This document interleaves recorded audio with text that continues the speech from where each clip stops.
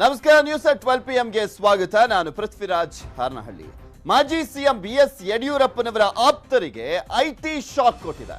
ಬೆಂಗಳೂರಿನ 50 ಕಡೆಗಳಲ್ಲಿ ಶೋಧ ಕಾರ್ಯವನ್ನ ಮಾಡ್ತಾ ಇರುವಂತದ್ದು. ಇವತ್ತು ದಾಳಿ ಮಾಡಿರುವಂತವರಲ್ಲಿ ಬಹುತೇಕರು ಬಿಎಸ್ವೈ ಅತ್ಯಾಪ್ತರೇ ಆಗಿದ್ದಾರೆ. ಯಾರ್ಯಾರ ಮನೆ ಮೇಲೆಲ್ಲ ದಾಳಿ ಆಗಿದೆ ಅವರೆಲ್ಲರೂ ಕೂಡ ಆಲ್ಮೋಸ್ಟ್ ಯಡಿಯೂರಪ್ಪನವರ ಅತ್ಯಾಪ್ತರೇ ಆಗಿದ್ದಾರೆ. ಯಡಿಯೂರಪ್ಪ ಆಪ್ತ ಉಮೇಶ್ ಮನೆಯಲ್ಲೂ ಕೂಡ ಶೋಧ ಮಾಡಲಾಗ್ತಾ ಇದೆ. ಭಾಷ್ಯಂ ಸರ್ಕಲ್ ಬಳಿಯ ಮನೆಯಲ್ಲಿ ಶೋಧವನ್ನ ಮಾಡಲಾಗ್ತಾ ಇರುವಂತದ್ದು. 10 ಅಧಿಕಾರಿಗಳಿಂದ ಮನೆಯಲ್ಲಿ ಪರಿಶೀಲನೆಯನ್ನ ಮಾಡಲಾಗ್ತಾ ಇದೆ. 10 ಅಧಿಕಾರಿಗಳು ಪರಿಶೀಲನೆಯನ್ನ ಮಾಡ್ತಾ ಇದ್ದಾರೆ. ಯಡಿಯೂರಪ್ಪನವರ ಆಪ್ತ ಆಗಿರುವಂತ ಉಮೇಶ್ ಮನೆ ಮೇಲೆ ದಾಳಿಯನ್ನು ಮಾಡಿರುವಂತ ಆದಾಯ ತೆರಿಗೆ ಇಲಾಖೆಯ ಅಧಿಕಾರಿಗಳು. ಇನ್ನು ಈ ಉಮೇಶ್ ಯಾರು ಅಂತ ನೋಡೋದಾದ್ರೆ ಮುಂಚೆ BMTCಯಲ್ಲಿ ಡ್ರೈವರ್ ಕಮ್ ಕಂಡಕ್ಟರ್ ಆಗಿದ್ದಂಥವ್ರು. ಕಂಡಕ್ಟರ್ ಆಗಿದ್ದು ಕಾಂಟ್ರಾಕ್ಟರ್ ಆಗಿದ್ದು ಹೇಗೆ ಅನ್ನುವಂಥ ಪ್ರಶ್ನೆ. 5-6 ಸಾವಿರ ಪಡಿತಾ ಇದ್ದವ ಕೋಟ್ಯಾಧಿಪತಿ ಆಗಿದ್ದಾನೆ, ಹೇಗೆ ಅದು ಅನ್ನುವಂಥ ಪ್ರಶ್ನೆ ಎದ್ದಿದೆ.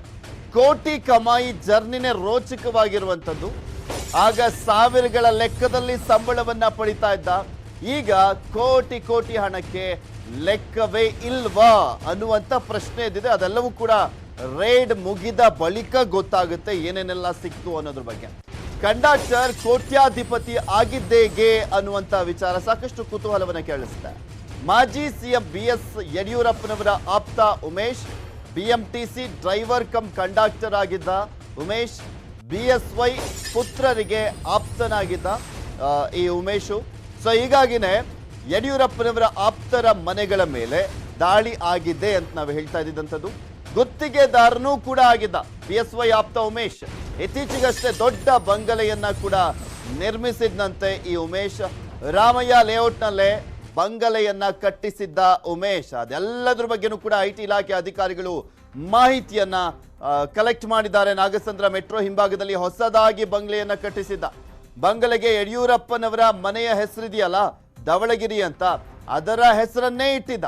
ತನ್ನ ಮನೆಗೂ ಕೂಡ ಧವಳಗಿರಿ ಅಂತ ಹೆಸರನ್ನ ಇಟ್ಟಿದ್ದ ಉಮೇಶ್. ಇದೆಲ್ಲ ಆತನಿಗೆ ಸಂಬಂಧಪಡುವಂತ ಅಂದ್ರೆ ಕಚೇರಿ, ಮನೆ, ಏನೇನೆಲ್ಲ ಸಂಬಂಧಪಡುತ್ತೆ ಈ ವ್ಯಕ್ತಿಗೆ ಅದೆಲ್ಲ ಕಡೆನೂ ಕೂಡ ದಾಳಿಯನ್ನ ಮಾಡಲಾಗಿದೆ.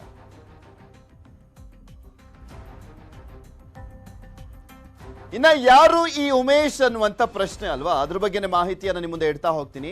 2008ರಲ್ಲಿ BMTC ನೌಕರ ಆಗಿದ್ದ ಉಮೇಶ್ BSY CM ಆದ ಮೇಲೆ ಕೆಲಸವನ್ನ ಬಿಟ್ಟಿದ್ದ. 2008ರಲ್ಲಿ BMTC ನೌಕರ ಆಗಿದ್ದ ಉಮೇಶ್ BSY CM ಆದ ನಂತರ ಕೆಲಸವನ್ನ ಬಿಟ್ಟಿದ್ದ.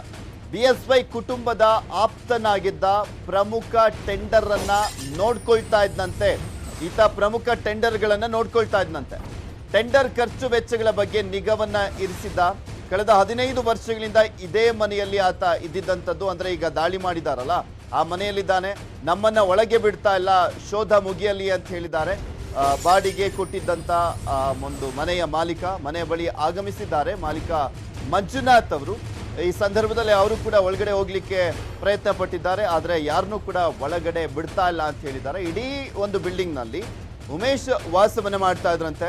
ನಮ್ಮನ್ನ ಒಳಗೆ ಬಿಡ್ತಾ ಇಲ್ಲ, ಶೋಧ ಕಾರ್ಯ ಮುಗಿಲಿ, ಪರಿಶೀಲನೆ ಮುಗಿಲಿ, ಅದಾದ್ಮೇಲೆ ನಾನು ಒಳಗೆ ಹೋಗ್ತೀನಿ ಅಂತ ಮಾಲೀಕ ಮಂಜುನಾಥ್ ಪ್ರತಿಕ್ರಿಯೆಯನ್ನ ಕೊಟ್ಟಿರುವಂಥದ್ದು. ಅಲ್ಲಿ ಮಾಧ್ಯಮದವರು ಪ್ರಶ್ನೆ ಮಾಡಿದಂಥ ಸಂದರ್ಭದಲ್ಲಿ ನಂದೇ ಈ ಮನೆ, ನಾನೇ ಓನರು ಅಂತ ಹೇಳಿದ್ದಾರೆ.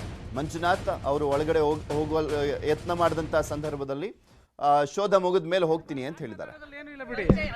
ಏನು ಗೊತ್ತಿಲ್ಲ ರೀ ನನಗೆ, ಸ್ವಲ್ಪ ಅಲ್ಲಿ ಮುಗಿಸ್ಲಿ ಅವರು, ಲೆಟ್ ದೆಮ್ ಫಿನಿಶ್, ಆಮೇಲೆ ಮಾತಾಡೋಣ ಬಿಡಿ. ಏನಿಲ್ಲ ರೀ, ನಮ್ಮ ಟೆನೆಂಟ್ ರೀ ಅವರು ಅಷ್ಟೇ.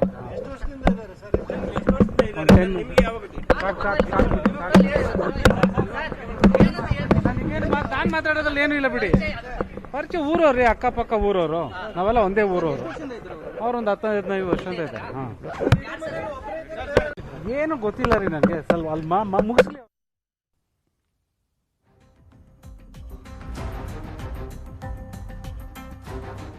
ಇನ್ನ ಉಮೇಶ್ ಬಳಸ್ತಾ ಇದ್ದಿದ್ದಂಥದ್ದು ಸರ್ಕಾರಿ ಕಾರನ್ನ. ಯಾವುದೇ ಅಧಿಕಾರ ಇಲ್ಲದಿದ್ರೂ ಕೂಡ ಸರ್ಕಾರಿ ಕಾರನ್ನ ಬಳಸ್ತಾ ಇದ್ದ. ಇದು ಕೂಡ ಸಾಕಷ್ಟು ಅನುಮಾನಗಳನ್ನ ಮೂಡಿಸ್ತಾ ಇರುವಂಥದ್ದು. ಈಗ ಯಾವುದೇ ರೀತಿಯಾದಂಥ ಅಧಿಕಾರ ಇಲ್ಲ, ಮತ್ತು ಒಂದು ಕಡೆ ಅಧಿಕಾರ ಇಲ್ಲದಿದ್ರೂ ಕೂಡ ಸರ್ಕಾರಿ ಕಾರನ್ನ ಬಳಸ್ತಾ ಇದ್ದಂಥದ್ದು. ಹಲವು ವರ್ಷಗಳಿಂದ ಸರ್ಕಾರಿ ಕಾರ್ನಲ್ಲೇ ಓಡಾಡ್ತಾ ಇದ್ದಂತೆ ಈ ಉಮೇಶ್. ಸರ್ಕಾರದ ಇನೋವಾ ಕ್ರಿಸ್ಟಾ ಕಾರನ್ನ ಬಳಸ್ತಾ ಇದ್ದ ಉಮೇಶ್. ಅದರ ವಿಜುವಲ್ ಕೂಡ ಬಂದಿದೆ. ತಮ್ಮ ಎಲ್ಲ ಕೆಲಸಗಳಿಗೂ ಕೂಡ ಇದೇ ಕಾರ್ನಲ್ಲಿ ಓಡಾಟವನ್ನು ಮಾಡ್ತಾ ಇದ್ರಂತೆ. ಉಮೇಶ್ ಮನೆಯಲ್ಲಿ ಶೋಧವನ್ನು ನಡೆಸ್ತಾ ಇದ್ದಾರೆ ಅಧಿಕಾರಿಗಳು. ಇನ್ನೂ ಕೂಡ ಪರಿಶೀಲನೆ ಮುಂದುವರೆದಿದೆ. ಯಾವ್ಯಾವ ರೀತಿಯಾದಂಥ ಮಾಹಿತಿ ಹೊರಬರುತ್ತೆ ಅನ್ನೋದನ್ನ ಕಾದು ನೋಡಬೇಕು.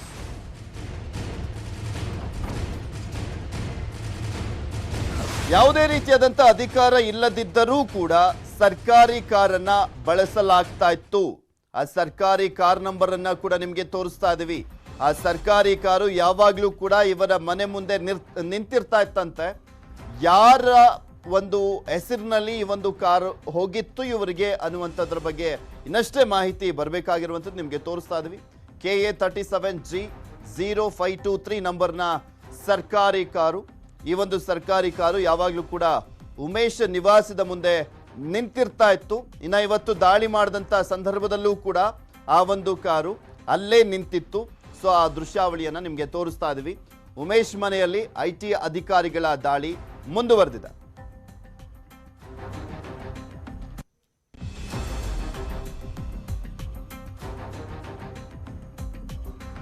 ಇದೆಲ್ಲದ್ರ ಬಗ್ಗೆನೂ ಕೂಡ ಕಂಪ್ಲೀಟ್ ಆದಂತ ಡೀಟೇಲ್ಸ್ ಅನ್ನ ನೀಡ್ತಾರೆ ನಮ್ಮ ಪ್ರತಿನಿಧಿ ಕೃಷ್ಣ ಮತ್ತು ಗಂಗಾಧರ್ ನೇರ ಸಂಪರ್ಕದಲ್ಲಿ ಜಾಯ್ನ್ ಆಗ್ತಾ ಇದ್ದಾರೆ. ಮೊದಲದಾಗಿ ಕೃಷ್ಣ ಬಳಿ ಹೋಗ್ತೀನಿ. ಎಸ್ ಕೃಷ್ಣ, BSY ಆಪ್ತರಾಗಿದ್ದಂತ ಉಮೇಶ್ ಅವರ ಮನೆ ಮೇಲೆ ದಾಳಿ ಆಗಿರುವಂತದ್ದು, ಹಾಗೆ ಸಾಕಷ್ಟು ಜನ ಯಡಿಯೂರಪ್ಪನವರ ಆಪ್ತರ ಮನೆ ಮೇಲೆ ದಾಳಿ ಆಗಿದೆ. ಇನ್ನ ಈ ಉಮೇಶ್ ಹಿನ್ನೆಲೆಯನ್ನ ನೋಡೋದಾದ್ರೆ ಯಾವ್ಯಾವ ರೀತಿಯಾಗಿ ಇರ್ತಾ ಇದ್ರು ಯಡಿಯೂರಪ್ಪನವರ ಜೊತೆ, ಈತನ ಹಿನ್ನೆಲೆ ಏನು, ಹೇಗೆ ಕಾಂಟ್ಯಾಕ್ಟ್ ನಲ್ಲಿ ಇರ್ತಾ ಇದ್ರು ಅಂತ?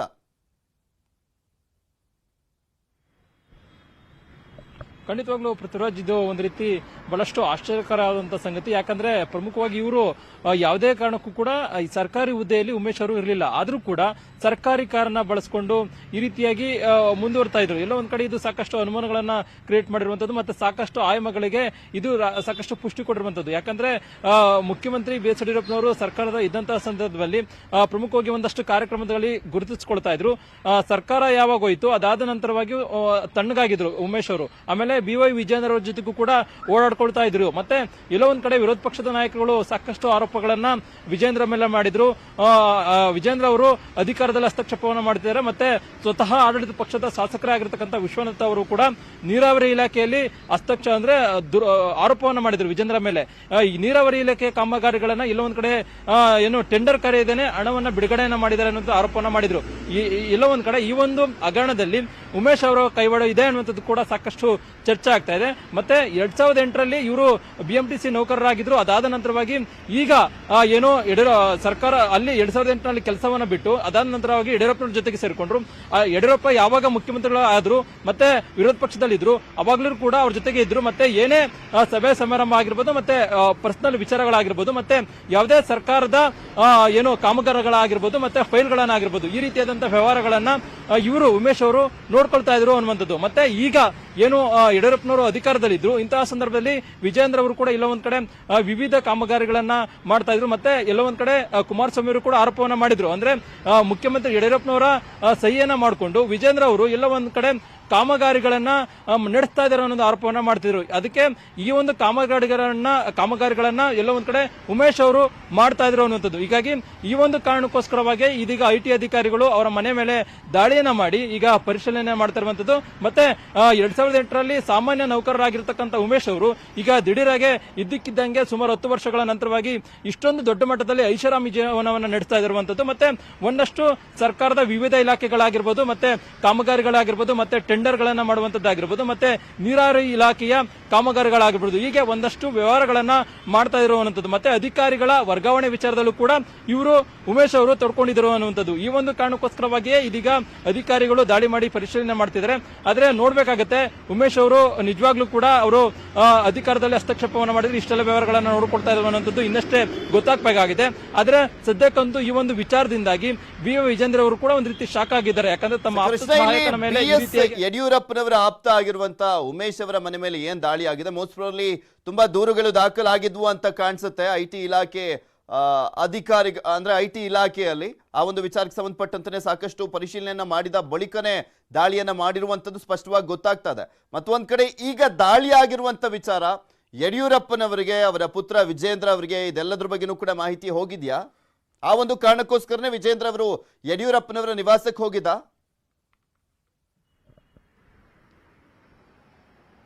ಖಂಡಿತವಾಗ್ಲೂ ಪೃಥ್ವಿರಾಜ್, ಸದ್ಯಕ್ಕಂತೂ ಮುಖ್ಯಮಂತ್ರಿಗಳು ಅಂದ್ರೆ ಮಾಜಿ ಮುಖ್ಯಮಂತ್ರಿಗಳಾಗಿರ್ತಕ್ಕಂಥ BS ಯಡಿಯೂರಪ್ಪನವರ ನಿವಾಸ, ಸರ್ಕಾರಿ ನಿವಾಸ ಕಾವೇರಿ ಏನಿದೆ, ಕಾವೇರಿಯಲ್ಲಿ ಸದ್ಯಕ್ಕೆ BY ವಿಜೇಂದ್ರ ಅವರು ಇದ್ದಾರೆ. ಆದರೆ ಯಡಿಯೂರಪ್ಪನವರು ಈ ಒಂದು ಮನೆಯಲ್ಲಿಲ್ಲ. ಬೆಳಗ್ಗೆನೆ ಶಿವಮೊಗ್ಗ ಪ್ರವಾಸಕ್ಕೆ ಹೋಗಿರುವಂತದ್ದು. ಇದೀಗ ಶಿವಮೊಗ್ಗದಲ್ಲಿದ್ದಾರೆ ಯಡಿಯೂರಪ್ಪನವರು. ಅಲ್ಲಿ ಒಂದಷ್ಟು ಜನ ನಾಯಕರುಗಳು ಯಡಿಯೂರಪ್ಪನವರ ಸಂಪರ್ಕ ಮಾಡಿ ಒಂದಷ್ಟು ವಿಚಾರಗಳ ಬಗ್ಗೆ ಚರ್ಚೆಯನ್ನ ಮಾಡ್ತಿದ್ದಾರೆ. ಮತ್ತೆ ಎಲ್ಲೋ ಒಂದ್ ಕಡೆ ಈಗ ಯಡಿಯೂರಪ್ಪನವರು ಅಧಿಕಾರದಿಂದ ಇಳಿದ ನಂತರವಾಗಿ ಉಮೇಶ್ ಅವರು ಅವ್ರ ಜೊತೆಗೆ ಇರಲಿಲ್ಲ. ಆದ್ರೆ ಸರ್ಕಾರ ಇದ್ದಂತ ಸಂದರ್ಭದಲ್ಲಿ ಉಮೇಶ್ ಅವರು ಇದ್ರು ಅನ್ನುವಂಥ ಜೊತೆಗಿದ್ರು. ಆದ್ರೆ ಈಗ ಸರ್ಕಾರ ಇಲ್ದಿರುವಂತ ಕಾರಣಕ್ಕೋಸ್ಕರವಾಗಿ, ಅಧಿಕಾರ ಇಲ್ದಿರೋ ಕೈಯಲ್ಲಿ ಇಲ್ದಿರುವಂತ ಕಾರಣಕ್ಕೋಸ್ಕರವಾಗಿ, ಈಗ ಯಾವುದು ಕೂಡ ಆಗಲ್ಲ ಒಂದು ಕಾರಣಕ್ಕೋಸ್ಕರವಾಗಿ ಉಮೇಶ್ ಅವರು ಯಡಿಯೂರಪ್ಪನವರಿಂದ ದೂರ ಇದ್ರು ಅನ್ನುವಂಥದ್ದು. ಮತ್ತೆ ವಿಜೇಂದ್ರ ಅವರಿಂದ ಕೂಡ ದೂರ ಇದ್ರು ಅನ್ನುವಂಥದ್ದು. ಮತ್ತೆ ವಿಜೇಂದ್ರ ಅವರು ಕೂಡ ಕಾವೇರಿ ನಿವಾಸದಲ್ಲಿದ್ದಾರೆ. ಮತ್ತೆ ಒಂದಷ್ಟು ಜನ MLC-ಗಳಾಗಿರ್ಬೋದು, ಶಾಸಕರುಗಳಾಗಿರ್ಬೋದು, ಅವರನ್ನ ಭೇಟಿ ಮಾಡಿ ಮಾತುಕತೆ ನಡೆಸುವಂತ ಒಂದು ಕೆಲಸವನ್ನು ಕೂಡ ಮಾಡ್ತಿದ್ದಾರೆ. ಮತ್ತೆ ಉಮೇಶ್ ಅವರ ವಿಚಾರವನ್ನು ಕೂಡ ಅವ್ರ ಜೊತೆಗೆ ಚರ್ಚೆನ ಮಾಡ್ತಿದ್ದಾರೆ. ಮತ್ತೆ ವಿಜೇಂದ್ರ ಅವರು ಕೂಡ ಒಂದು ರೀತಿ ತಲೆ ಕೆಡಿಸಿಕೊಂಡಿದ್ದಾರೆ. ಅಂದ್ರೆ ತಮ್ಮ ಆಪ್ತ ಸಹಾಯಕನ ಮೇಲೆ IT ದಾಳಿ ಮಾಡಿರುವಂತದ್ದು. ಎಲ್ಲೋ ಒಂದ್ ಕಡೆ ಒಂದಷ್ಟು ಏನಾದ್ರು ವ್ಯವಹಾರಗಳಿಗೆ ಏನಾದ್ರು ಅಂದ್ರೆ ಸರ್ಕಾರದ ಅಧಿಕಾರದ ಹಸ್ತಕ್ಷೇಪದ ಸಂದರ್ಭದಲ್ಲಿ ಏನಾದ್ರು ಸಮಸ್ಯೆ ಆಗುತ್ತೆ ಅನ್ನುವಂಥದ್ದು ಕೂಡ ಅವ್ರದ್ದು. ಏನೇ ಮಾಡದೇ ಇದ್ರು ಕೂಡ ಏನಾದ್ರೂ ಈ ರೀತಿಯಾದಂತಹ ಒಂದು ಸಮಸ್ಯೆ ಆಗುತ್ತೆ ಅನ್ನುವಂತ ಒಂದು ಆಲೋಚನೆಯಲ್ಲಿ BY ವಿಜೇಂದ್ರ ಅವರು ಇರುವಂತದ್ದು. ಸದ್ಯಕ್ಕಂತೂ ಕಾವೇರಿ ನಿವಾಸದಲ್ಲಿದ್ದಾರೆ ಪೃಥ್ವಿರಾಜ್. ಓಕೆ ಕೃಷ್ಣ, ಇನ್ನ ದಾಳಿ ಆಗಿರುವಂತ ಮನೆಯ ಮುಂಭಾಗದಿಂದ ನಮ್ಮ ಪ್ರತಿನಿಧಿ ಗಂಗಾಧರ್ ಕೂಡ ನೇರ ಸಂಪರ್ಕದಲ್ಲಿ ಜಾಯ್ನ್ ಆಗಿದ್ದಾರೆ. ಗಂಗಾಧರ್, ಇನ್ನೂ ಕೂಡ IT ಇಲಾಖೆ ಅಧಿಕಾರಿಗಳು ಪರಿಶೀಲನೆಯನ್ನ ಮುಂದುವರಿಸಿದ್ದಾರೆ. ಏನಾಗ್ತಾ ಇದೆ ಮನೆ ಬಳಿ ಈಗ?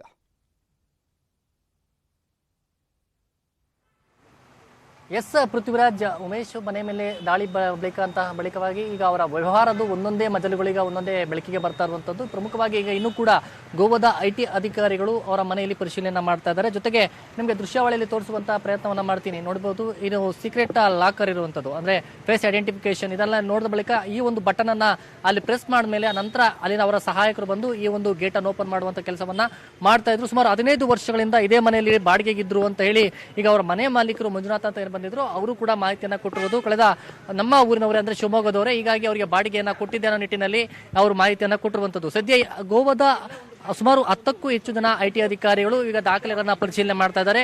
ಈ ಕೆಲ ಮಹತ್ವದ ದಾಖಲೆಗಳನ್ನ ಈಗಾಗಲೇ ವಶಪಡಿಸಿಕೊಂಡಿದ್ದಾರೆ ಅಂತ ಹೇಳಲಾಗ್ತಿರುವಂತದ್ದು. ಯಾಕಂದ್ರೆ ನೀರಾವರಿಗೆ ಸಂಬಂಧಪಟ್ಟಂತ ಕೆಲ ಮಹತ್ವದ ಒಂದು ಟೆಂಡರ್ ವಿಚಾರವಾಗಿ ಸಂಬಂಧಪಟ್ಟ ಡಾಕ್ಯುಮೆಂಟ್ಸ್ ಅದನ್ನ ಈಗ ವೆರಿಫೈ ಮಾಡ್ತಾ ಇರುವಂತದ್ದು. ಯಾಕಂದ್ರೆ BSY ಸರ್ಕಾರದ ಅವಧಿಯಲ್ಲಿ ನೀರಾವರಿ ಟೆಂಡರ್ಗಳನ್ನ ಸಾಕಷ್ಟು ಇವರೇ ತೆಗೆದುಕೊಂಡಿದ್ರು. ಜೊತೆಗೆ ಸಬ್ ಕಾಂಟ್ರಾಕ್ಟರ್ ಆಗಿ ಬೇರೆ ಬೇರೆಯವರಿಗೆಲ್ಲ ಕೂಡ ಕೊಟ್ಟಿದ್ದು ಅನ್ನೋ ಹಿನ್ನೆಲೆಯಲ್ಲಿ ಈಗ ಆ ಒಂದು ಡಾಕ್ಯುಮೆಂಟ್ ವೆರಿಫಿಕೇಶನ್ ಅನ್ನ ಈಗ ಅಧಿಕಾರಿಗಳು ಮಾಡ್ತಾ ಇದ್ದಾರೆ. ಜೊತೆಗೆ ಒಂದು ತಂಡ ಈಗ ಉಮೇಶ್ ಅವರನ್ನ ಎಂಕ್ವೈರಿ ಮಾಡ್ತಾ ಇದೆ. ಯಾಕಂದ್ರೆ ಅವರ ಹಣಕಾಸು ವ್ಯವಹಾರ ಕಳೆದ ಒಂದು 5 ವರ್ಷಗಳ ಒಂದು ಟ್ಯಾಲಿಯನ್ನ ಮಾಡ್ತಾ ಇರುವಂತದ್ದು. ಯಾಕಂದ್ರೆ ದಿನದಿಂದ ದಿನಕ್ಕೆ ಇವರ ವ್ಯವಹಾರ ಮತ್ತೆ ಹಣಕಾಸು ಟ್ರಾನ್ಸಾಕ್ಷನ್ ಆಗಿರ್ಬೋದು, ಮತ್ತೆ ಕುಟುಂಬದ ಹೆಸರಲ್ಲಿ ಆಗಿರ್ಬೋದು, ಎಲ್ಲ ಕೂಡ ಹಣದ ಹೆಚ್ಚಾಗಿ ವಹಿವಾಟು ಆಗಿದೆ.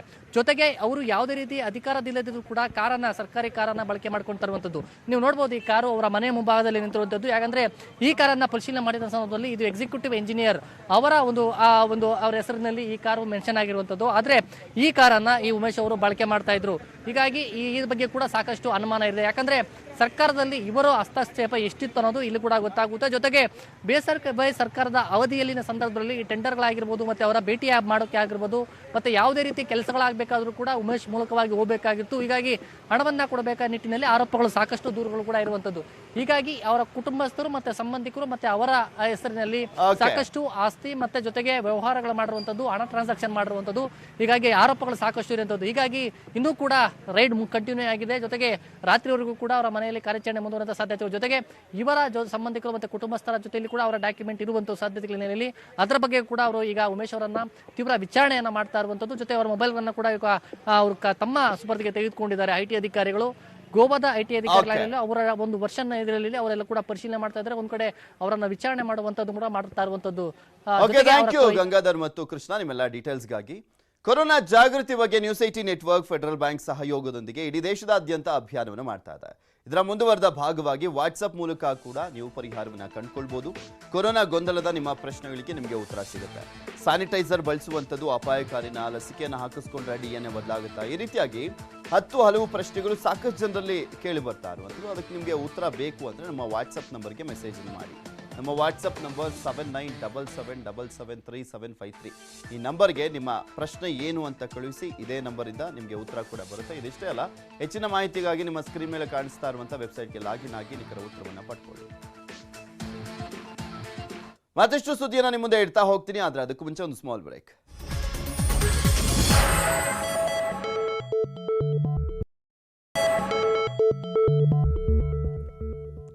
ಮಾಜಿ ಸಿಎಂ BS ಯಡಿಯೂರಪ್ಪನವರ ಆಪ್ತರಿಗೆ IT ಶಾಕ್ ಕೊಟ್ಟಿರುವಂಥದ್ದು. BSY ಆಪ್ತ ಗುತ್ತಿಗೆದಾರರಿಗೂ ಕೂಡ IT ಶಾಕ್ ಅನ್ನು ಕೊಟ್ಟಿದೆ. 30ಕ್ಕೂ ಹೆಚ್ಚು ಗುತ್ತಿಗೆದಾರರ ಮೇಲೆ IT ಇಲಾಖೆ ಅಧಿಕಾರಿಗಳು ದಾಳಿಯನ್ನ ಮಾಡಿರುವಂಥದ್ದು, ಪರಿಶೀಲನೆಯನ್ನ ಮಾಡ್ತಾ ಇದ್ದಾರೆ. ಜಾಲಹಳ್ಳಿಯ ಲಕ್ಷ್ಮೀಕಾಂತ್, ವಿದ್ಯಾರಣ್ಯಪುರದ ಅಮೂಲ್ ರೆಸಿಡೆನ್ಸಿ, ಹೆಗ್ಡೆ ನಗರ ಸೇರಿದಂತೆ ಹಲವೆಡೆ ದಾಳಿಯನ್ನು ನಡೆಸಿ ಶೋಧವನ್ನು ಮಾಡ್ತಾ ಇದ್ದಾರೆ, ಪರಿಶೀಲನೆಯನ್ನ ಮಾಡ್ತಾ ಇದ್ದಾರೆ ಆದಾಯ ತೆರಿಗೆ ಇಲಾಖೆಯ ಅಧಿಕಾರಿಗಳು. ಆದಾಯ ತೆರಿಗೆ ವಂಚನೆ ಮಾಡಿರುವಂಥ ಆರೋಪದಡಿ ಶೋಧವನ್ನ ಮಾಡಲಾಗ್ತಾ ಇರುವಂಥದ್ದು. ಒಬ್ಬ ಚಾರ್ಟೆಡ್ ಅಕೌಂಟೆಂಟ್ ಮನೆ ಮೇಲೂ ಕೂಡ ದಾಳಿಯನ್ನ ಮಾಡಲಾಗಿದೆ.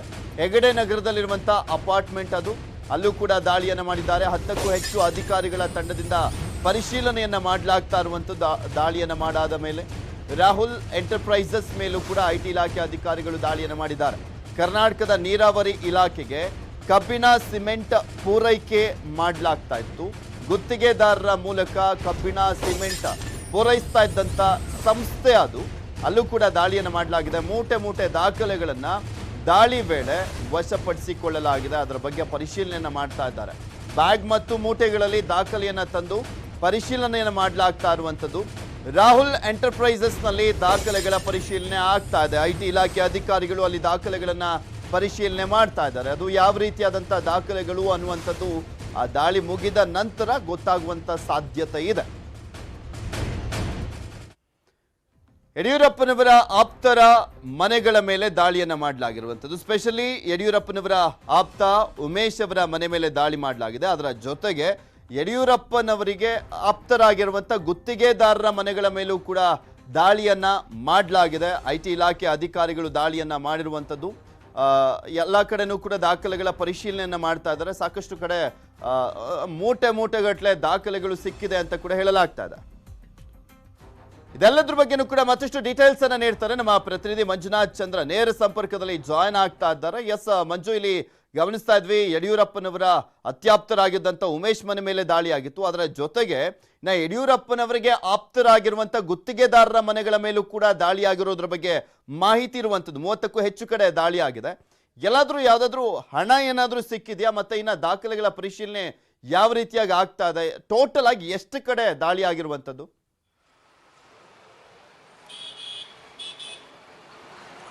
ಪೃಥ್ವಿ, ಖಂಡಿತವಾಗ್ಲೂ ಬೆಳಗಿನ ಜಾವ ಸುಮಾರು 6:30-7 ಗಂಟೆಯಿಂದನೇ ಅಧಿಕಾರಿಗಳು ಫೀಲ್ಡ್ ಇಡ್ತಕ್ಕಂಥದ್ದು. ಯಡಿಯೂರಪ್ಪರ ಆಪ್ತರ ಮನೆ ಮೇಲಾಗಿರ್ಬೋದು, ಯಡಿಯೂರಪ್ಪರ PA ಏನಿದ್ರು ಉಮೇಶ್ ಅವರ ಮನೆ ಮೇಲಾಗಿರ್ಬೋದು, ಮತ್ತೆ ಗುತ್ತಿಗೆದಾರನ ಒಪ್ಕೊಂಡಿದ್ದಂತ ಕರ್ನಾಟಕ ನೀರಾವರಿ ನಿಗಮ ಯೋಜನೆಯಲ್ಲಿ ಗುತ್ತಿಗೆದಾರ ಅಂದ್ರೆ ಪ್ರೈವೇಟ್ ಕಾಂಟ್ರಾಕ್ಟರ್ಸ್ ಯಾರಿದ್ದಾರೆ ಅವರ ಮನೆಗಳ ಮೇಲೆ ಕೂಡ ದಾಳಿಯನ್ನ ಮಾಡಿರ್ತಕ್ಕಂಥದ್ದು ಈಗಾಗಲೇ IT ಅಧಿಕಾರಿಗಳು.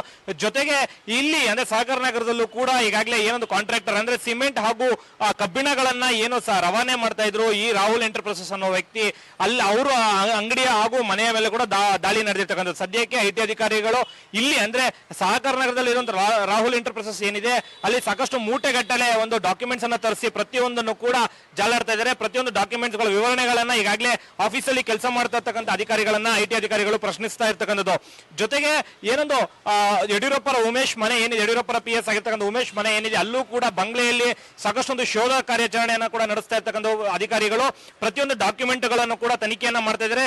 ಈಗ ನಾವು ವಿಜುವಲ್ಸ್ ಅಲ್ಲಿ ಏನ್ ತೋರಿಸ್ತಾ ಇದೀವಿ, ಈ ರಾಹುಲ್ ಎಂಟರ್ಪ್ರೈಸಸ್ ಅಲ್ಲಿ ಈಗಾಗಲೇ 7 ಜನ IT ಅಧಿಕಾರಿಗಳಿದ್ದಾರೆ. ಜೊತೆಗೆ 2 ಪೊಲೀಸ್ ಸಿಬ್ಬಂದಿ ಕಾವಲು ಕೂಡ ಇರ್ತಕ್ಕಂಥದ್ದು. ಪ್ರತಿಯೊಂದನ್ನು ಕೂಡ ದಾಖಲೆ ಸಮೇತ ಪರಿಶೀಲನೆ ಮಾಡ್ತಾ ಇದ್ದಾರೆ IT ಅಧಿಕಾರಿಗಳು. ಇನ್ನೊಂದು ವಿಚಾರ ಏನಂತಂದ್ರೆ ಎಲ್ಲಾ ರೀತಿಯ ಅಂದ್ರೆ ಯಾವ್ಯಾವ ರೀತಿಯಾದ ಏನಾದ್ರು ಡೌಟ್ ಗಳನ್ನ ಇದ್ರೆ ಅಲ್ಲೇ ಅಧಿಕಾರಿಗಳನ್ನ ಕರೆಸಿ ಅಲ್ಲೇ ಸಾಕಷ್ಟೊಂದು ಮಾಹಿತಿಗಳನ್ನ ಕೂಡ ಕಲೆ ಆಗ್ತಾ ಇರ್ತಾರೆ. ಈಗಾಗಲೇ ಏನು ಪೊಲೀಸರು ಒಬ್ಬರನ್ನ ವಿಚಾರಣೆಗೆ ಅಂತ ಹೇಳಿ ಬೇರೆ ಕಡೆ ಕೂಡ ಕರ್ಕೊಂಡು ಹೋಗಿರ್ತಕ್ಕಂಥದ್ದು. IT ಅಧಿಕಾರಿಗಳ ಸಮ್ಮುಖದಲ್ಲೇ ಏನ್ ಬೇರೆ ಕಡೆ ಕರ್ಕೊಂಡು ಹೋಗಿರ್ತಕ್ಕಂಥದ್ದು. ಪೃಥ್ವಿ, ಸದ್ಯಕ್ಕೆ ಪೊಲೀಸರು ಹಾಗೂ ಇತರ ಸಿಬ್ಬಂದಿಗಳ ಏನೊಂದು ಒಂದು ಸೆಕ್ಯೂರಿಟಿ ಪರ್ಪಸ್ ಅಲ್ಲೇ ಆತನನ್ನು ಕೂಡ ಹೊರಗಡೆ ಕರ್ಕೊಂಡು ಹೋಗಿದ್ದಾರೆ. ಈಗ ಸದ್ಯಕ್ಕೆ ಮಾಹಿತಿ ಬಂದಿರೋ ಪ್ರಕಾರ ಉಮೇಶರ ಮನೆಯಲ್ಲಿ ಈಗಾಗಲೇ ಒಂದು ಶೋಧ ಕಾರ್ಯ ಸುಮಾರು 7 ರಿಂದ 8 ಜನ ಅಧಿಕಾರಿಗಳು ನಡೆಸ್ತಾ ಇದೆ. ಯಾಕಂದ್ರೆ 200 ಕೋಟಿ ಕೂಡ ಹೆಚ್ಚಿಗೆ ಆದಾಯನ ಕೂಡ ಆತ ಹೊಂದಿದ್ದ ಅನ್ನೋದು ಕೂಡ ಮಾಹಿತಿಯಲ್ಲಿ ಬಹಿರಂಗವಾಗಿರ್ತಕ್ಕಂಥದ್ದು. ಪೃಥ್ವಿ. ಓಕೆ, ಥ್ಯಾಂಕ್ ಯು ಮಂಜು ನಿಮ್ಮೆಲ್ಲ ಡೀಟೇಲ್ಸ್ಗಾಗಿ. ಯಡಿಯೂರಪ್ಪನವರ ಅತ್ಯಾಪ್ತರ ಮನೆಗಳ ಮೇಲೆ ದಾಳಿ ಆಗಿರುವಂಥದ್ದನ್ನ ಗಮನಿಸ್ತಾ ಇದ್ರೆ ಇಲ್ಲಿ ಪ್ರಮುಖವಾಗಿ ಉಮೇಶ್ ಸೇರಿದಂತೆ ಇನ್ನು ಆಪ್ತ ಗುತ್ತಿಗೆದಾರರ ಮನೆಗಳ ಮೇಲೂ ಕೂಡ ದಾಳಿ ಆಗಿರೋದ್ರ ಬಗ್ಗೆ ಮಾಹಿತಿ ಲಭ್ಯವಾಗಿದೆ. ಟೋಟಲ್ ಆಗಿ ಸುಮಾರು 30ಕ್ಕೂ ಹೆಚ್ಚು ಕಡೆ ದಾಳಿ ಆಗಿರುವಂಥದ್ದು. IT ಇಲಾಖೆ ಅಧಿಕಾರಿಗಳು ಶಾಕ್ ಅನ್ನು ಕೊಟ್ಟಿದ್ದಾರೆ. ನೋಡಬೇಕು ಈ ದಾಳಿಯ ಸಂದರ್ಭದಲ್ಲಿ ಯಾವೆಲ್ಲ ಅಕ್ರಮವಾಗಿ ಗುತ್ತಿಗೆ ಕೊಟ್ಟಿರುವಂಥದ್ದಾಗಿರ್ಬೋದು, ಹಣವನ್ನು ಪಡೆದಿರುವಂಥದ್ದಾಗಿರ್ಬೋದು, ಅದೆಲ್ಲದರ ದಾಖಲೆ ಸಿಗುತ್ತೆ ಅನ್ನೋದನ್ನ. ಮತ್ತಷ್ಟು ಸುದ್ದಿಯನ್ನು ನಿಮ್ಮ ಮುಂದೆ ಇಡ್ತಾ ಹೋಗ್ತೀನಿ. ಆದರೆ ಅದಕ್ಕೂ ಮುಂಚೆ ಒಂದು ಸ್ಮಾಲ್ ಬ್ರೇಕ್ ಹೋಗ್ಲಿಕ್ಕೂ ಮುನ್ನ ನಿಮ್ಮ ಗಮನಕ್ಕೆ ದೇಶದ ಎಲ್ಲರಿಗೂ ಕೂಡ ಕೊರೋನಾ ವ್ಯಾಕ್ಸಿನ್ ಸಿಗಬೇಕೆಂಬುದು ನೆಟ್ವರ್ಕ್ 18ನ ಆಶಯ. ಫೆಡರಲ್ ಬ್ಯಾಂಕ್ ಅಪೋಲೋ ಸಹಯೋಗದೊಂದಿಗಿನ ನೆಟ್ವರ್ಕ್ 18ನ ಈ ಆಶಯಕ್ಕೆ ದೇಶವ್ಯಾಪಿ ಬಲ ಸಿಕ್ಕಿದೆ. ಎಲ್ಲರಿಗೂ ವ್ಯಾಕ್ಸಿನ್ ಅನ್ನುವಂಥ ಜಾಗೃತಿ ಮೂಡಿದೆ.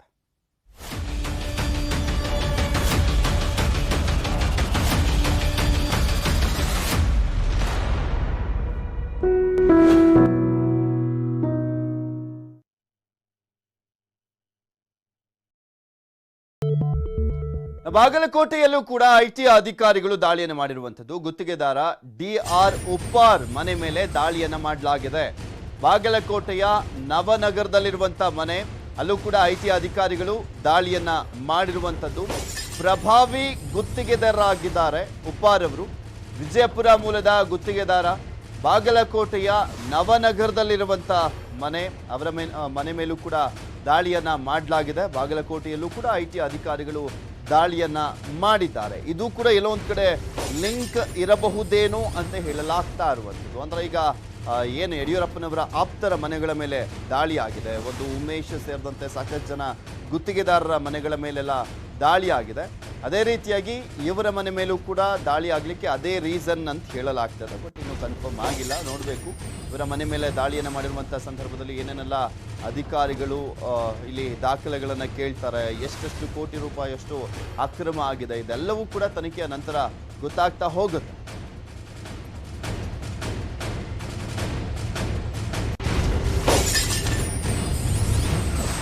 ಪ್ರಭಾವಿ ಗುತ್ತಿಗೆದಾರರಾಗಿರುವಂಥ DY ಉಪ್ಪಾರ್ ಅವರ ಮನೆ ಮೇಲೂ ಕೂಡ ದಾಳಿಯನ್ನ ಮಾಡಲಾಗಿದೆ. ಬಾಗಲಕೋಟೆಯಲ್ಲಿದೆ ಅವರ ಮನೆ. ಅಲ್ಲೂ ಕೂಡ IT ಇಲಾಖೆ ಅಧಿಕಾರಿಗಳು ದಾಳಿಯನ್ನ ಮಾಡಿರುವಂಥದ್ದು. ಪರಿಶೀಲನೆಯನ್ನ ಮಾಡ್ತಾ ಇದ್ದಾರೆ, ದಾಖಲೆಗಳನ್ನ ಕೂಡ ಪರಿಶೀಲನೆ ಮಾಡ್ತಾ ಇರುವಂಥದ್ದು. ಬಾಗಲಕೋಟೆಯ ನವನಗರದಲ್ಲಿರುವಂಥ ಮನೆ ನಿಮಗೆ ತೋರಿಸ್ತಾ ಇದ್ದೀವಿ. ಆ DY ಉಪ್ಪಾರ್ ಯಾರು ಅನ್ನೋದ್ರ ಬಗ್ಗೆ, ಹಾಗೆ ಅವರ ಮನೆಯನ್ನ ಕೂಡ ನಿಮಗೆ ತೋರಿಸ್ತಾ ಇದ್ದೀವಿ.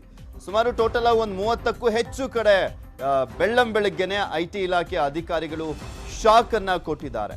ಅದು ಸಾಕಷ್ಟು ಜನ ಗುತ್ತಿಗೆದಾರರ ಮನೆಗಳ ಮೇಲೆ ದಾಳಿಯನ್ನ ಮಾಡಲಾಗಿರುವಂಥದ್ದು. ಸ್ಪೆಷಲಿ ಇರಿಗೇಷನ್ ಡಿಪಾರ್ಟ್ಮೆಂಟ್ ಅಲ್ಲಿ ಬರುವಂತಹ ಗುತ್ತಿಗೆದಾರರ ಮನೆಗಳ ಮೇಲೆ ದಾಳಿ ಮಾಡಲಾಗಿದೆ.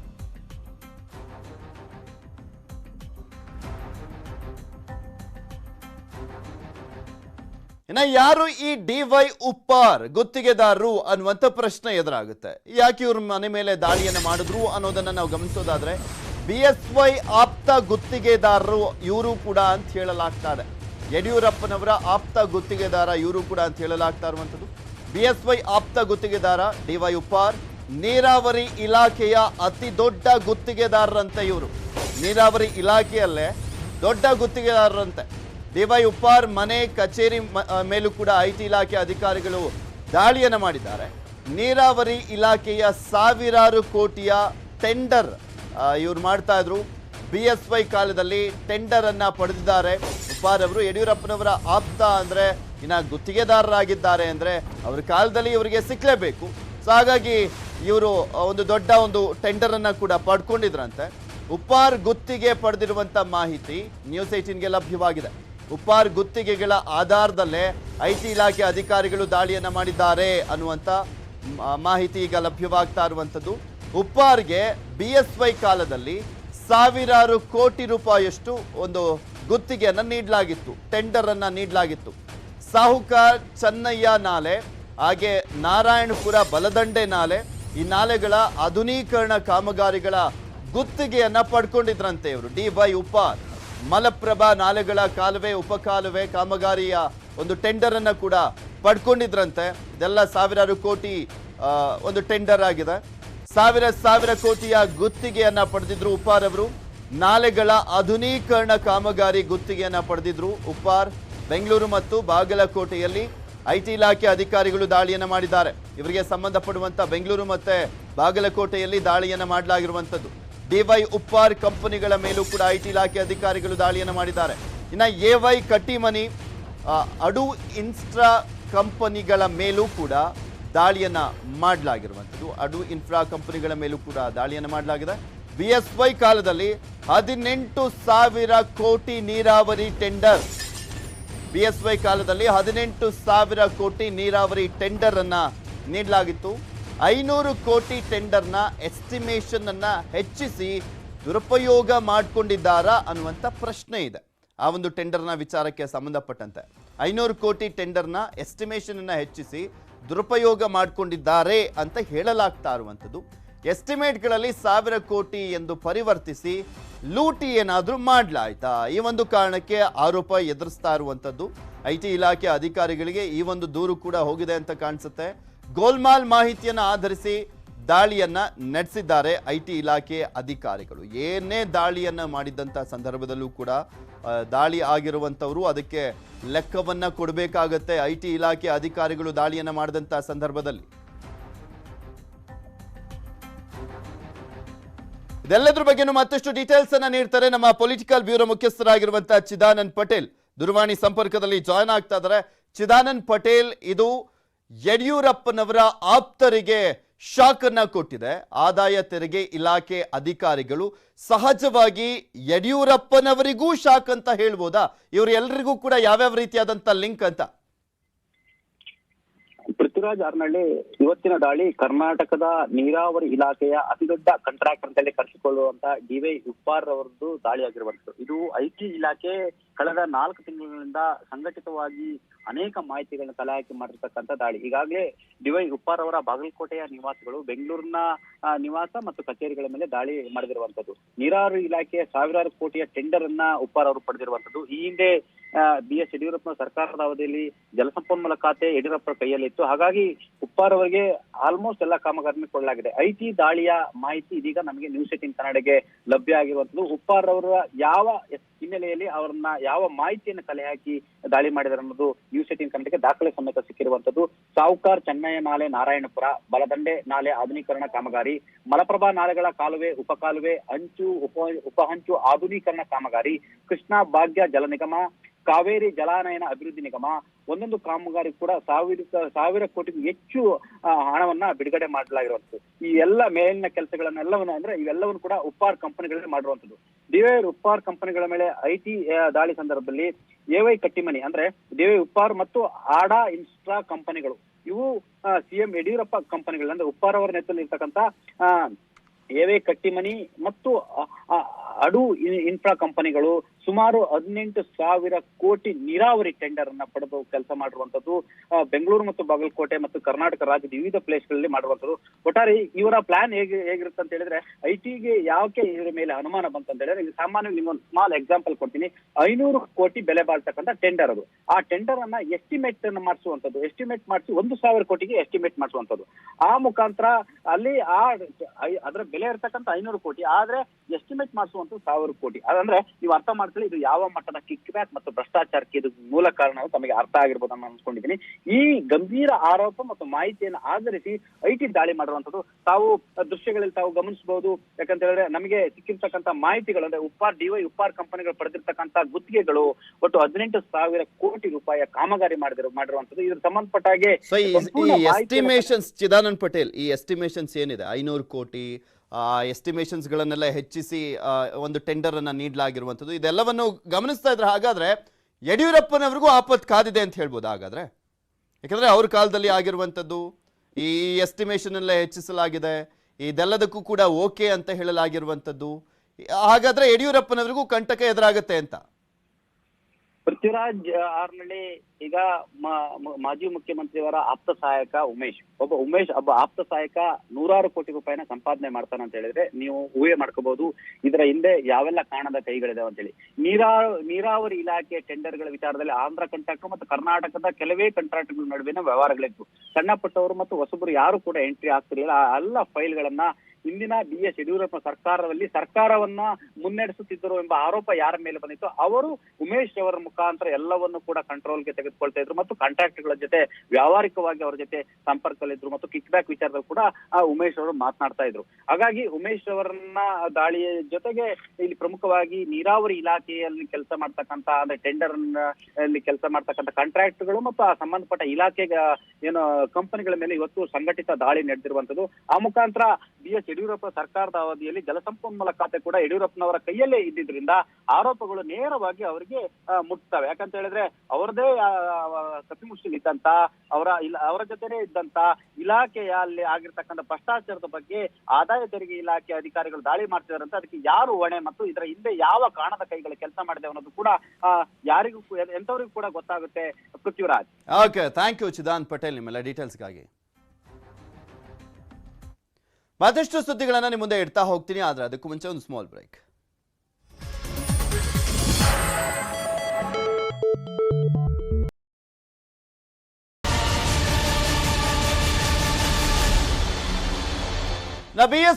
BSY ಆಪ್ತನ ಮನೆ ಮೇಲೆ IT ದಾಳಿ ವಿಚಾರಕ್ಕೆ ಸಂಬಂಧಪಟ್ಟಂತೆ IT ದಾಳಿ ಬಗ್ಗೆ ಏನು ಮಾಹಿತಿ ಇಲ್ಲ ಅಂತ ಹೇಳಿದ್ದಾರೆ ಮುಖ್ಯಮಂತ್ರಿಗಳು. IT ದಾಳಿಗೂ ಸರ್ಕಾರಕ್ಕೂ ಸಂಬಂಧ ಇಲ್ಲ ಅಂತ ಬಸವರಾಜ ಬೊಮ್ಮಾಯಿ ಅವರು ಪ್ರತಿಕ್ರಿಯೆಯನ್ನ ಕೊಟ್ಟಿದ್ದಾರೆ. ಆಡಳಿತದ ಮೇಲೆ ಹೇಗೆ ಪರಿಣಾಮ ಬೀರುತ್ತೆ, ಮೈಸೂರಿನಲ್ಲಿ CM ಬೊಮ್ಮಾಯಿ ಅವರು ಹೇಳಿಕೆಯನ್ನ ಕೊಟ್ಟಿರುವಂಥದ್ದು. ಅಧಿಕಾರಿಗಳು ನನಗೆ ಏನೂ ಮಾಹಿತಿಯನ್ನ ನೀಡಿಲ್ಲ ಅಂತ ಹೇಳಿದ್ದಾರೆ ಮುಖ್ಯಮಂತ್ರಿಗಳು. ಬಗ್ಗೆ ಸಂಪೂರ್ಣ ಮಾಹಿತಿಯನ್ನ ಪಡೆದುಕೊಳ್ತಿದ್ದೀನಿ. ಮೈಸೂರಿನಲ್ಲಿ ಮುಖ್ಯಮಂತ್ರಿಗಳಾಗಿರುವಂಥ ಬಸವರಾಜ ಬೊಮ್ಮಾಯಿ ಅವರು ಹೇಳಿಕೆಯನ್ನ ಕೊಟ್ಟರು.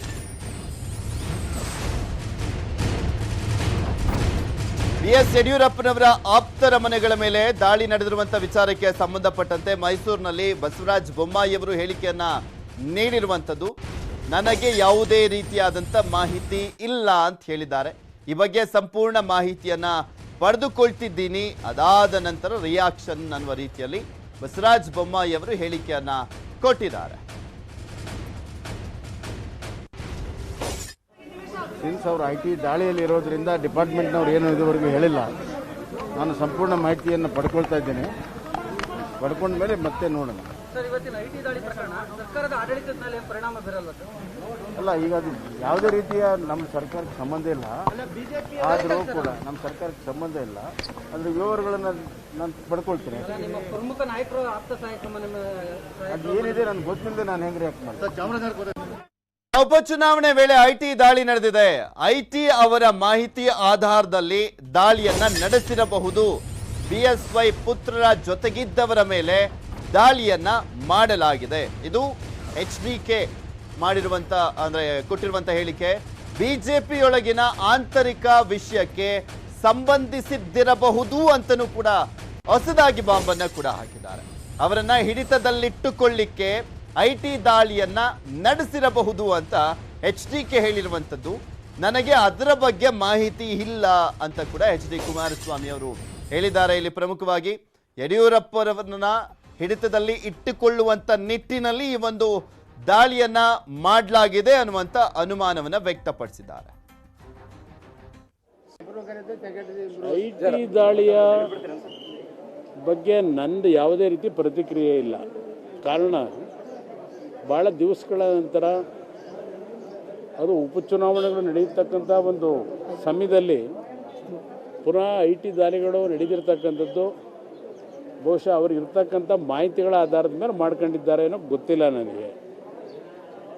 ಅದರಲ್ಲೂ ವಿಶೇಷವಾಗಿ ಯಡಿಯೂರಪ್ಪನವರ ಪುತ್ರರ ಜೊತೆಯಲ್ಲಿ ಕೆಲಸ ನಿರ್ವಹಣೆ ಮಾಡಿದಂಥ ಕಳೆದ 2 ವರ್ಷ ಅವರ ಆತ್ಮೀಯರ ಮನೆಗಳು ರೈಡ್ ಆಗಿರ್ತಕ್ಕಂಥದ್ದು ಎಲ್ಲೋ ಒಂದು ಕಡೆ ಹಿಂದೆ BJP ಒಳಗೆ ಇರತಕ್ಕಂಥ ಆಂತರಿಕ ಒಂದು ವಿಷಯಗಳಿಗೆ ಸಂಬಂಧಪಟ್ಟಂಥ ಸಮಯದಲ್ಲಿ ಈ ರೀತಿಯ ಒಂದು ದಾಳಿ ಮುಖಾಂತರ ಅವರ ಒಂದು ಹಿಡಿತದಲ್ಲಿ ಇಟ್ಕೊಳ್ತಕ್ಕಂಥದ್ದಕ್ಕೆ ನಡೀತಾ ಇದ್ರೂ ಇರ್ಬೋದೇನೋ, ನನಗದು ಅದರ ಬಗ್ಗೆ ಅಂತ ಮಾಹಿತಿ ಇಲ್ಲ. ಯಡಿಯೂರಪ್ಪ ಆಪ್ತರ ಮೇಲೆ ಐಟಿ ರೇಡ್ನ ವಿಚಾರಕ್ಕೆ ಸಂಬಂಧಪಟ್ಟಂತೆ ಮಾಧ್ಯಮದಿಂದಲೇ ನನಗೂ ಕೂಡ ವಿಷಯ ಗೊತ್ತಾಯಿತು. ಗೃಹ ಸಚಿವ ಆರಗ ಜ್ಞಾನೇಂದ್ರ ಅವರು ಪ್ರತಿಕ್ರಿಯೆಯನ್ನ ಕೊಟ್ಟಿದ್ದಾರೆ. ಇವ್ರಿಗೂ ಕೂಡ ಮಾಧ್ಯಮದಿಂದಲೇ ಗೊತ್ತಾಯ್ತಂತೆ. ಗೃಹ ಸಚಿವರಾಗಿರುವಂಥ ಆರಗ ಜ್ಞಾನೇಂದ್ರ ಅವರು ಮಾಧ್ಯಮದಿಂದಲೇ ನನಗೆ ವಿಷಯ ಗೊತ್ತಾಗಿದ್ದು ಅಂತ ರಿಯಾಕ್ಷನ್ ಕೊಟ್ಟಿದ್ದಾರೆ. ತನಿಖೆ ಆಗ್ತಾ ಇದೆ, ಕಾಯ್ದೆ ಪ್ರಕಾರ ಪರಿಶೀಲನೆ ಆಗ್ತಾ ಇದೆ, ಐಟಿ ಅವರು ಅವರ ಕೆಲಸವನ್ನ ಮಾಡ್ತಾ ಇದ್ದಾರೆ ಅಂತ ಎಕ್ಸ್ಪೆಕ್ಟೆಡ್ ಆನ್ಸರ್ ಸಚಿವರು ಕೊಡಬಹುದಾದಂಥ ಆನ್ಸರ್ ಅನ್ನ ಆರಗ ಜ್ಞಾನೇಂದ್ರ ಅವರು ಕೊಟ್ಟಿದ್ದಾರೆ.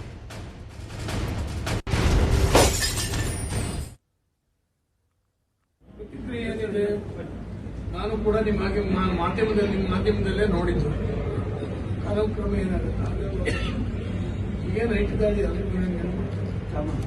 ಸರ್, ಅವರು ಮುಖ್ಯವಾಗಿ ಸರ್ ಯಡಿಯೂರಪ್ಪರವರ ಆಪ್ತ ಸಹಾಯಕರಾಗಿದ್ರು, ಅವರ ಕುಟುಂಬದವರ ಆಪ್ತರಾಗಿದ್ರು, ರಾಘವೇಂದ್ರ ಕೂಡ ಅವರು ಸಹಾಯಕರಾಗಿದ್ರು. ಇದು ಪ್ರಮುಖವಾಗಿ ಎದ್ದಿರುವಂತ ಪ್ರಶ್ನೆ ಸರ್. ಇದ್ರ ಬಗ್ಗೆ ನಾನು ಏನು ರಿಯಾಕ್ಷನ್ ಕೊಡಲ್ಲ, ಯಾಕಂದ್ರೆ ತನಿಖೆ ಆಗ್ತಾ ಇದೆ, ರೇಡ್ ಆಗಿದೆ. ನಾನು ಪ್ರತಿಕ್ರಿಯೆ ಕೊಟ್ಟಿದ್ದೀನಿ.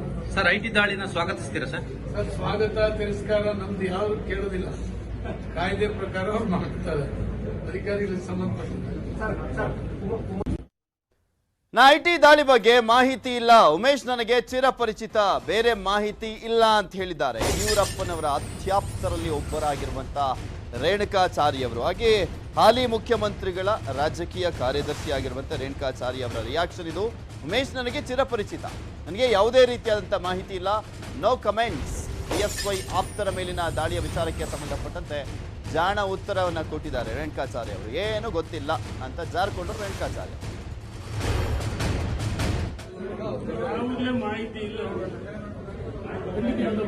ಸರ್, ಉಮೇಶ್ ಅನ್ನೋ ವ್ಯಕ್ತಿ ನಿಮಗೆ ಗೊತ್ತಾ ಸರ್? ಯಾಕಂತ ಹೇಳಿದ್ರೆ ತಾವು ತಮ್ಮ ಜಿಲ್ಲೆಯವರು, ತಮಗೂ ಕೂಡ ಮುಖ್ಯಮಂತ್ರಿಗಳ ಆಪ್ತ ಸಹಾಯಕರಾಗಿದ್ರು, ತಮಗೂ ಕೂಡ ಒಡನಾಟಿ ಆಗಿದ್ರು. ಹಾಗಾಗಿ ಉಮೇಶ್ ವ್ಯಕ್ತಿ ಹೆಸರು ಚೆನ್ನಾಗಿ ಗೊತ್ತು, ಚಿರಪರಿಚಿತ.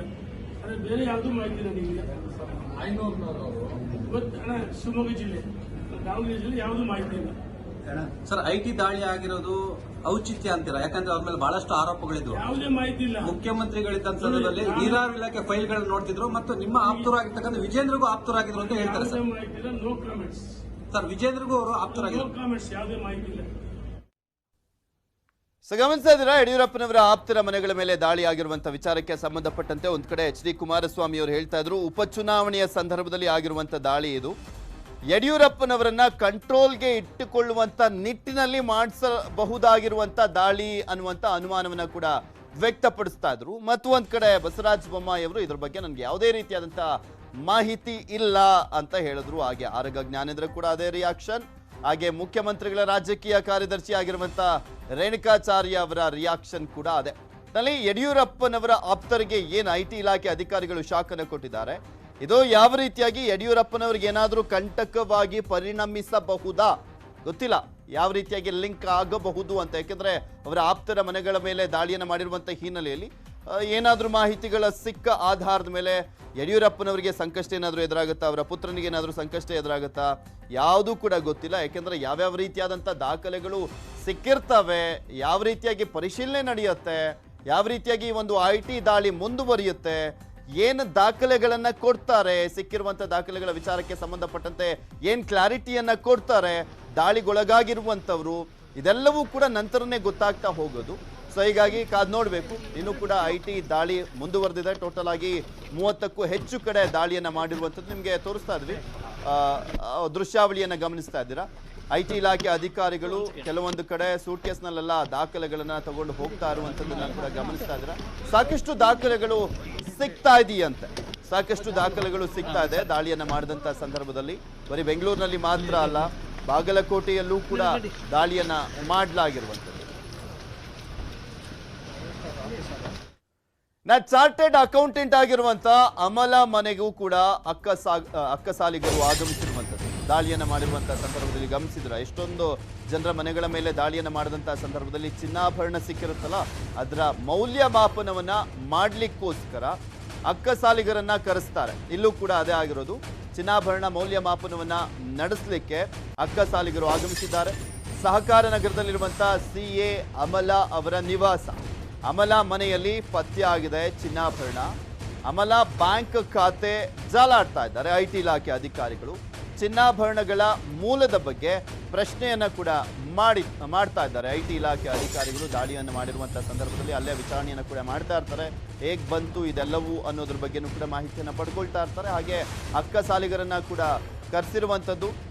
ಮೋಸ್ಟ್ ಪ್ರಾಬಬ್ಲಿ ದೊಡ್ಡ ಪ್ರಮಾಣದಲ್ಲಿ ಏನಾದರೂ ಚಿನ್ನಾಭರಣ ಸಿಕ್ಕಿದೆಯೋ ಏನು, ಅದು ಎಷ್ಟು ಕೆಜಿ ತೂಗುತ್ತೆ, ಏನು ಎತ್ತ, ಅದೆಲ್ಲದ್ರ ಬಗ್ಗೆನೂ ಕೂಡ ಮಾಹಿತಿಯನ್ನು ಕಲೆಕ್ಟ್ ಮಾಡ್ತಾ ಇದ್ದಾರೆ. ಆ ಸಂದರ್ಭದಲ್ಲಿ ಅಲ್ಲಿ ಮೆನ್ಷನ್ ಮಾಡಿರ್ತಾರೆ. ಆಮೇಲೆ ಸಹಿಯನ್ನು ಕೂಡ ಹಾಕ್ಸ್ಕೊಳ್ತಾರೆ. ಈ ಐ ಟಿ ದಾಳಿಯೆಲ್ಲ ಮುಗಿದ ನಂತರ ಎಷ್ಟು ಚಿನ್ನಾಭರಣ ಸಿಕ್ಕಿತ್ತು, ಏನು ಎತ್ತ ಅನ್ನೋದ್ರ ಬಗ್ಗೆ ಅವ್ರ ಎದುರಿಗೇನೆ ಮಹಾಜರನ್ನ ಮಾಡೆಲ್ಲ ಆದ ನಂತರ ಸಹಿಯನ್ನು ಕೂಡ ಹಾಕ್ಸ್ಕೊಳ್ತಾರೆ. ಸೊ ಅಕ್ಕ ಸಾಲಿಗರು ಈಗ ಬಂದಿದ್ದಾರೆ. ಅಲ್ಲಿ CA ಅಮಲಾ ಅವರ ಮನೆ ಮೇಲೆ ಐಟಿ ಇಲಾಖೆ ಅಧಿಕಾರಿಗಳು ದಾಳಿಯನ್ನು ಮಾಡಿದಾರಲ್ಲ, ಈ ಸಂದರ್ಭದಲ್ಲಿ ಅಕ್ಕ ಸಾಲಿಗರನ್ನ ಕೂಡ ಕರೆಸಲಾಗಿದೆ.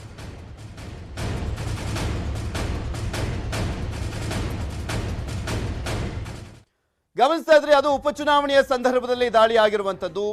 ಯಡಿಯೂರಪ್ಪನವರಿಗೆ ಯಾವ ರೀತಿಯಾದಂಥ ಒಂದು ಶಾಕ್ ಅಂತ ಗೊತ್ತಾಗ್ತಿಲ್ಲ. ಯಾಕೆಂದ್ರೆ ಅವರ ಆಪ್ತರ ಮನೆಗಳ ಮೇಲೆ ದಾಳಿ ಆಗಿರುವಂಥ ಹಿನ್ನೆಲೆಯಲ್ಲಿ ಸಹಜವಾಗಿ ಒಂದು ರೀತಿಯಾದಂಥ ತಲ್ಲಣ ಅಂತೂ ಸೃಷ್ಟಿಯಾಗಿರುತ್ತೆ. ಈ ಸಂದರ್ಭದಲ್ಲಿ ರಾಜಕೀಯದಲ್ಲೂ ಕೂಡ ಸಾಕಷ್ಟು ವ್ಯಾಖ್ಯಾನಗಳು ಕೂಡ ಬರ್ತಾ ಇರುವಂಥದ್ದು. ಫಾರ್ ಎಕ್ಸಾಂಪಲ್, ಕುಮಾರಸ್ವಾಮಿ ಅವರು ಹೇಳಿದ ರೀತಿಯಲ್ಲಿ ಇದನ್ನ ಕಾಂಗ್ರೆಸ್ನವರು ಯಾವ ರೀತಿಯಾಗಿ ವಿಶ್ಲೇಷಣೆ ಮಾಡ್ತಾರೆ, ಅವ್ರು ಯಾವ ರೀತಿಯಾದಂಥ ಒಂದು ಟಾಂಗನ್ನು ಕೊಡ್ತಾರೆ, ಇದು ರಾಜಕೀಯದಲ್ಲಿ ಯಾವ್ಯಾವ ರೀತಿಯಾಗಿ ಏರುಪೇರುಗಳನ್ನು ತರಬಹುದು, ಇದೆಲ್ಲವೂ ಕೂಡ ನೆಕ್ಸ್ಟ್ ಗೊತ್ತಾಗ್ತಾ ಹೋಗುತ್ತೆ. ಕಾದ್ ನೋಡೋಣ. ಮೋಸ್ಟ್ ಪ್ರಾಬಬ್ಲಿ ಇನ್ನೂ ಸಾಕಷ್ಟು ರೋಚಕತೆಯಿಂದ ಕೂಡಿರುತ್ತೆ ಅಂತ ಕಾಣಿಸುತ್ತೆ. ಈ ಐಟಿ ದಾಳಿ ಆದ ನಂತರ ಕಾದ್ ನೋಡಬೇಕು ಏನೇನೆಲ್ಲ ಬೆಳವಣಿಗೆಗಳು ಆಗ್ತಾವೆ ಅಂತ. ಇವೆಷ್ಟು ಈ ಕ್ಷಣದವರೆಗಿನ ಸುದ್ದಿಗಳು. ನೋಡ್ತಾರೆ ನ್ಯೂಸ್ 18 ಕನ್ನಡ. ಜಾಲ ನಮ್ಮದು, ಬಲ ನಿಮ್ಮದು.